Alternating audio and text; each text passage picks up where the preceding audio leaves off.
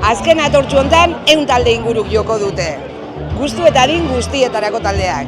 Talde berriak, talde zarrak, nolari da bizitzen jendea bigarren egun hau. Eta atzoko gaua, nola daude gorputz horiek?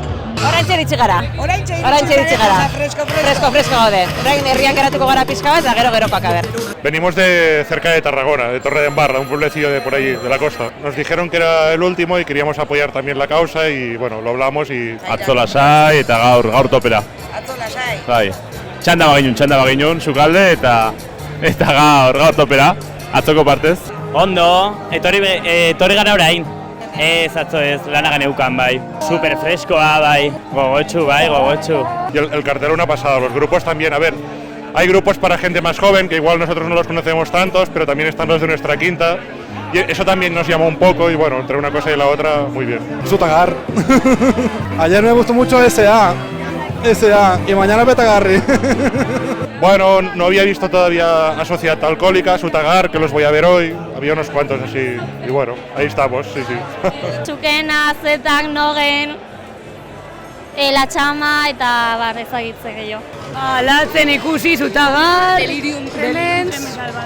Jada jotzen ez zuten zenbait talde elkartu dira edizio honetarako. Horien artean Barañaingo AFU. Nola lortu du atortxuak denak elkartzea berriz oholtza gainean? Beraiekin pakesteizean egon gara eta galdetu diegu. Plastiti, plastiti, plastiti, plastiti, plastiti, plastiti, plastitifikatu itxasoa. Berehala denok esan genuen baietz, azken atortxuk merezi zuela eta gogo handiz. Eta orduan, moldatu gara, ensaiatzeko eta bai, ez genuen inongo zalantzarik izan. Duela 2 urte, Kainan, Barañaingo jaietan, 2023an eman genuen gure azkena, eta egia esan ez genekien elkartuko ginen edo ez, baina tortxuri esker, gonbidatu gaituzte, eta egin dugu esfortzua, eta oso gustora eta oso pozik gaude hemen egoteaz. Espero dugu hemen, gure 16 urtetan izan ditugun jarraitzaileak, espero ditugu hemen, dantzan. Afu orain. Gora afu eta futarrak. Sugarrak piztuta direla nabai, sugarrak piztuta direla, sugarrak piztuta direla nabai. Hankaz gora! Zelako gauzak egin daitezken auzolanean, ez? Herri guztia